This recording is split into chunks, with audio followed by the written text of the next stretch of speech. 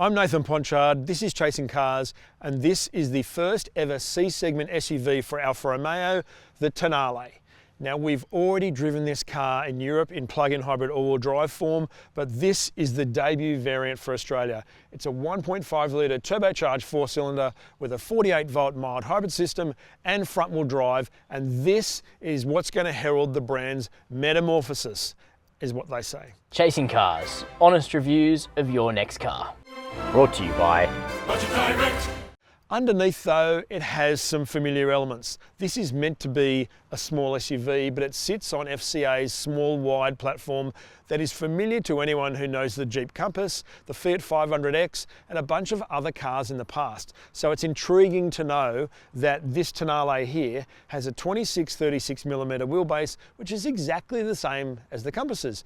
But the Compass is a medium SUV and this is a premium small SUV. So it isn't really small. Much like some Skoda models, this Tonale straddles two sizes. So it's actually quite spacious for what it is. Now, in terms of its design, there are a lot of elements that are taken from Alfa's past, like these C-segment headlights at the front here that are meant to be from the old Alfa SZ and various other concept cars, the Proteo concept from 1991. And a lot of the detailing on this is really up to Alfa's game. I think that's what makes the look of this look really good. Every model has telephone dial alloys. These are the standard 19s on the Veloce. 20-inch wheels are optional on that. It has 18-inch telephone dial ones on the TI. So I think the beauty of the car is in the detailing. Even it has these little Italian flags in the mirrors here next to where the indicator is. This colour here too is unique to the Veloce. It's Montreal Green, which I think is the hero colour for the car. The rest of it is all a little bit kind of less svelte, say, than we're used to in cars like the Giulia. So we're over 1800mm wide, 1600mm tall, and the length of it is 45-28mm. Now, to put that in perspective, that's actually 8mm longer than a Volkswagen Tiguan, and that's a medium SUV. So the Tonale may be small, but it's not really small, and that does benefit its space inside. Now, it'd be easy to criticise the Tonale for using developments of older cars underneath, but it does have its own suspension setup. It has struts up the front. It has 3 link struts at the back. The TI has these Coney frequency selective dampers, which are pretty special. The Veloce we have here has its own adaptive dampers, and this car also gains 4-piston front calipers, whereas they're single piston in the TI. So there's a degree of alphaness to the way this car is set up and intended to drive, though we will only discover that when we actually get behind the wheel. There are a lot of familiar design cues in the Tonale if you've driven a Stelvio or a Giulia in the recent past, and that's no bad thing. Having these great eyeball eye vents on the side here is really cool. It has the same steering wheel as its siblings, which means something great to hold, really well positioned, start-stop button on the wheel in a Ferrari style of thing. It has the DNA dial here, in this case in the Veloce with the adaptive dampers, where it has the damper button in the middle to soften off dynamic. We just have a normal selector here for the automatic, although it is a 7-speed dual clutch, it's not a torque converter auto, and a bunch of other little details that make it a little bit cool. The Italian flag just down here. We've got a slider volume dial here instead of something embedded in that bloody screen. Alfa says the screen size itself is largest in class. It has more inches than any competitor. So we have 10.25-inch touchscreen here, which is really useful and easy to use. And we have a 12.3-inch TFT display here, which has 3 different instrument styles, one of which is called Heritage, which has these lovely big flat-faced analog dials that look like something out of a late 60s Alfa, and that's really cool. Most of the plastics are sort of fairly average. The tops of the doors here look like they're soft, but they're not. The top of the dash is slightly soft, but it's very grainy. It's very elephant-esque. We have a little bit of stitch trim along here. From July 23 production, everything will have ambient lighting embedded into this pattern here, not at the moment, and both TI and Veloce, so another little bit of specialness. There's a few details of piano black around here, around the air vents in the center, again with these sort of switching dials that mimic the movement of the eyeball vents on the outside. in general, the driving position is much better than it is in a Stelvio because you don't feel like you're sitting so high with the wheel at an angle. You're more down and more Porsche Macan-like in that the steering column is coming out towards you, though you do feel like you're driving a quite high SUV.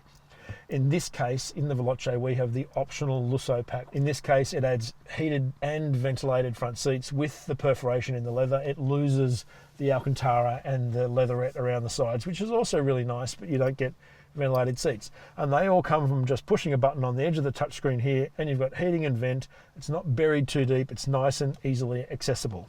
You also get a heated steering wheel, heated washer nozzles, and you get a 14-speaker Harman Kardon stereo that is really good, much better than the standard 6-speaker stereo that is in both variants in Australia. As for the functionality of the interior, all of the ventilation here is just from tabs. Really, really easy, all nice and clearly marked and open. Whether all these plastics that are all around it are a particularly high quality, I'm not sure. It does have a different sort of patterned trim here in the Veloce than the TI, but in both models, when you're driving, my shin there is jammed right in against that plastic, and that is a little bit uncomfortable. We have a USB-C and a USB-A port here, with a little 12-volt outlet here, which I'm sure the Italians would love to be a cigarette lighter, and probably could be if you wanted it to. In the center here, we have a little armrest with a slider on top, 2 cup holders in the center. In the door, you could easily fit a 600ml bottle, but nothing much more than a 1 litre. It is quite dark in here though, so when you go with the Lusso pack, you do lose the elements of red and of color that you have otherwise, and with this black headlining, it is quite dark. You can option a sunroof on both models, but that is not on this car here. As for the rest of the functionality of it, it's all pretty easy. Like turning the lane assist off is just on the end here. All the cruise control buttons and the volume buttons are all buttons on the steering wheel. It just has a nice, easy functionality, which is surprising, I suppose, for an Alfa Romeo. The Veloce has these big sort of metallish fillets for the shift paddles. The TI doesn't have any shift paddles. You have to do it all with the transmission lever down here. And that does really work in tight corners. The steering only has 2.3 turns lock to lock, but it does have quite a big turning circle, so it's all a little bit fake, but we will discover that when we drive it. There's one more thing the Lusso pack does change though, and that is that both front seats also get 8-way electric adjustment. And while that means you can actually get a little bit better seating position than you can in their other cars, which just have crank handle height adjustment and lever backrest adjustment, you do sit slightly higher than you do in the manual one, which I suppose is neither here nor there. You want the infinite seat adjustment, or do you want to sit a bit lower? It's one way or the other. Or do you want Alcantara, or do you want the perforated leather? Now, the benefit of having a fairly long wheelbase, essentially a smaller end of the medium SUV, is that you do have quite a bit of room in the back of the Tonale. I've got a reasonable amount of knee room sitting behind myself. Even with these electric seats in front, I've still got a bit of toe room. The seat itself is pretty good. You sit a little bit splay-legged, but you're definitely up higher than the front. I've got theatre seating here. I can see directly over the headrest in the front, although that seat is all the way down, but still, it's still not dumped to the ground. So this room in here is pretty good. The centre seat isn't too bad either. This seat looks fairly flat, so it may not have a whole lot of lateral support. If that really does matter, don't option the Lusso pack. You'll have the Alcantara, which holds you in place better. Both front seats here have mat pockets on their backrests, but all of this is just vinyl, or leatherette as Alfa Romeo calls it. So this is leather, but this looks significantly lower grade. And we have the same in the doors. Even though the front doors are hard at the top, they have a little bit of an oiliness to the grain, whereas in the back here, that oiliness is gone. This is just hard. And if you are cornering hard and don't have the grip of the Alcantara, you also have no roof grabs and nothing to grab on the door except for this little thing here, which is not a whole lot. You'll find you'll be holding onto the front seat if anyone sitting in front of you is trying to challenge the limits of the handling in this car. The door trims only take pretty much a 600ml bottle. Now you do get a pair of cup holders in this flip down armrest here, in this center here, which is actually nicely spongy in a similar way to the sponginess of the door armrests, which are kind of nice, but they're not quite level in height. You do get a pair of air vents in the center here, but no temperature control. You also get a USB-A and a USB-C port, but what you don't get in here is any kind of seat adjustment. The cushion is fixed, there's no fore aft, and the backrest doesn't have any recline. So if you like sitting upright in here like me, great, you get the view, but if you want to recline a long journey, then the Tonale is probably not the car to do that. The combined fuel consumption figure for the Alfa Romeo Tonale hybrid is 5.6 litres per 100 kilometres. However, we average 7 litres per 100 kilometres in a TI version on 100 km/h country roads, doing fairly brisk driving, and 11.2 litres per 100 kilometres in a Veloce on really tight roads, asking for everything that this 1.5 turbo mild hybrid drivetrain can offer. Alfa's recommended servicing for the car is every 12 months or 15,000 kilometres, with its 5-year, 75,000 kilometre service amount being $3,675. Alfa Romeo's warranty in Australia is 5 years or unlimited kilometres, and that also includes 5 years unlimited roadside assistance. Coming round to the back, the detailing beauty of the Tonale really stands out. While the tail lights have the same 3-segment pattern as the front headlights, they don't have that turning into sequential indicators like they do in the front. It just has a simple small blinker here, but they still stand out, and it has this red bar all the way through with this zigzag stuff that really does look quite unique. Plus we have Tonale in cursive here. We have this sort of Stelvio shaped rear window line, which Alfa says is related to something from the past, but I can't really pick it. The middle bit in here is meant to be from the GT Junior, but I can't really see that either. As long as the detailing works, I think that's what really counts in this car, because the shape is sort of fairly unremarkable. Everything has an electric tailgate, and inside here, the boot is fairly well trimmed. Alfa claims 500 litres with the rear seat up, and with the 60/40 seat down, it's 1,550, which is essentially competitive for the class. We also have a ski port in the middle here. We have a 12-volt outlet here. We have a hook here and a hook over here. And under the floor, we do have a 17-inch space saver spare, which is better than having an inflation kit. And while I said the rear tail lights don't have the sequential indicator thing, it does have a cool startup sequence when you start the car, which is again a nice little bit of detailing chic. Let's get behind the wheel. Now, that boot capacity we quoted is for a car without the space saver spare that's standard in Australia. Alfa Romeo doesn't quote another number, so that 500 litres is a little bit misleading, but it is still reasonably good. You could always take the floor out and shove stuff around the wheel. Anywho, what we're concentrating on here is the way the car drives, and it's actually a tale of two halves. It is the drivetrain versus the dynamics. Right now, we're in a Veloce on the adaptive dampers with standard 19-inch wheels. That means 235 45 19s. The 20s are 235 40 20s, and do add a degree of brittleness to the ride, although they do make it look quite a bit sexier. What Alfa Romeo has really been focusing on, though, is the geometry and the hardware of the suspension here. So in this Veloce, we have Brembo front brake calipers, we have dynamic torque vectoring, we have the adaptive dampers here through the DNA control. Right now we're in natural, but as soon as I go to D for dynamic, it goes a degree firmer. And if you want the dampers to go back, just like its Ferrari distant cousin, you can hit the damper button in the middle and it goes back to soft. So you get much better drivetrain response and firmer steering, which it really needs, because it doesn't have a whole lot of natural feel with the smoother dampers.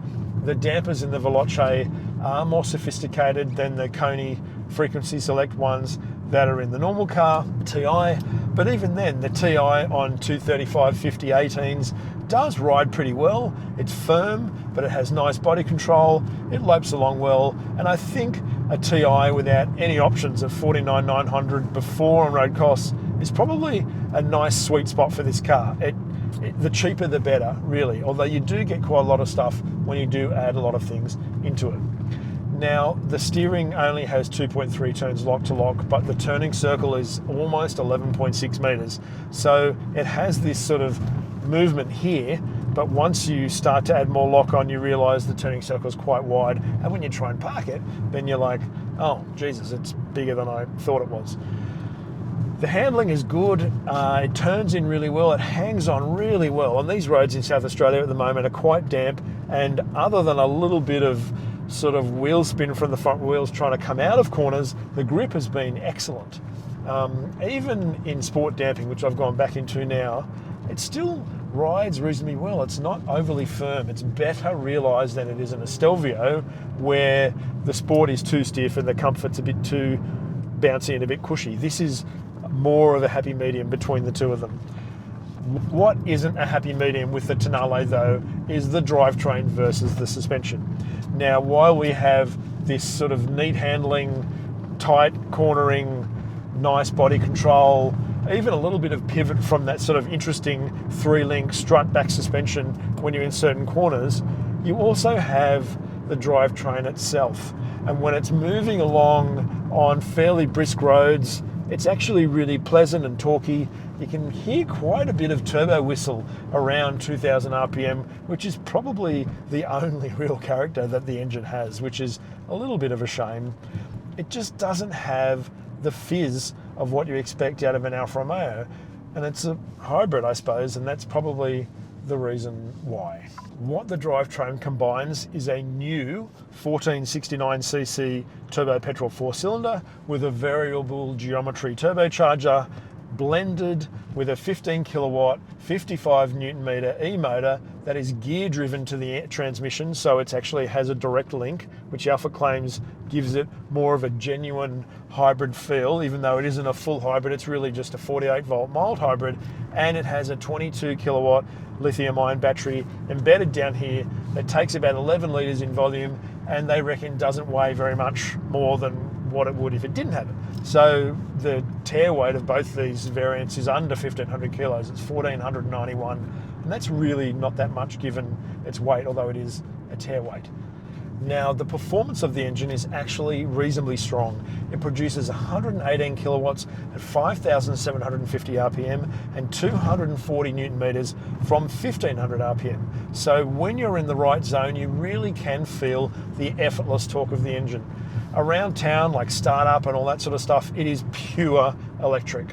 The engine kicks in reasonably smoothly, but there are some holes and some flaws in the way that it drives.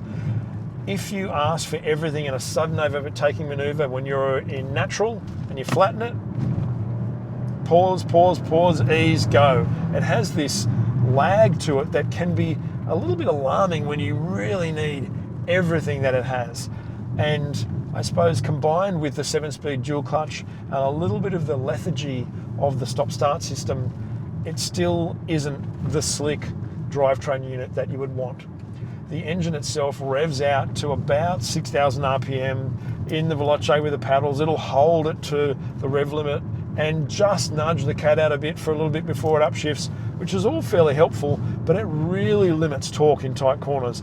And so you're often trying to get the best out of the car, but it is just not giving it to you until you start to straighten up the wheels. It's just a little bit frustrating. And the engine itself is just not kind of Alfa fizz. It's just an engine. It's reasonably smooth, it revs out reasonably well, it produces reasonable torque, but it doesn't have the induction fizz and the spirit of the 2-litre turbo in the Stelvio and the Giulia that we've become used to for quite some time now. And so that's where the mismatch with this car is. The drivetrain is very much focused on efficiency. We were deciding that A, which is meant to be advanced efficiency, it should be Alfa Sud mode, because they're all dead, because they've all rusted away, and that's kind of how it feels. It has very doughy response to try and make this super efficient. And I suppose in full stop-start gridlock you would do that, but otherwise it's natural or dynamic. And for any kind of driving to match the dynamics of this car, you need to be in dynamic mode. And like I said, it does give you those two options with the damping, and that's nice. The brakes on this Veloce with the Brembo front calipers are really strong though, and it does give the car a real degree of traditional Alfa Romeo spirit, I suppose, which is unfortunately let down by the fact that the engine just doesn't give you that sort of enthusiast feel. If this is available with a 2-litre turbo petrol in the future, great. With a mild hybrid system, it makes even more sense, but what it needs is just a little bit more sizzle. One disappointing thing though is that you have to option a technology pack to the TI to be able to get the same safety features that the Veloce has. So if you want side parking assist, which is to stop you from curbing the alloys, if you want a 360-degree camera with blind spot assist, if you want rear cross traffic alert, if you want traffic jam assist, adaptive cruise control, auto dimming rearview mirrors, the list is really quite long. I can't even remember all of them. There's enough, but some of those things are standard in much less expensive cars than this. What matters for buyers of the Tonale though is the technology that you get in the car. It's the first Alfa Romeo with My Alfa Connect, which is an app you have on your phone where you can check your status of your car, you can start your car, you can even pre-send navigation to your car. So when you jump in, it already has the destination set up, and you can do that through Amazon Alexa at home. You don't have to be on the app, which is something really quite unique. Having these big screens in the car is really useful too, because they're finally to the standard of other competitors, not the kind of borderline terrible systems that some of these Alfa Romeos have had in the past. This is very much up to the cutting edge. And if the Tonale is actually going to achieve any kind of cut through in the premium small SUV category against competitors that Alfa Romeo won't name, but is essentially BMW X1, Mercedes-Benz GLA, GLB, Audi Q2, Q3, then it really needs to nail this sort of technology stuff. Having that hybrid drivetrain though is also another little bit of a feather in its cap if that's what you want. But is that the sort of drivetrain that people that want to own an Alfa Romeo really want in their Alfa? I'm just not sure.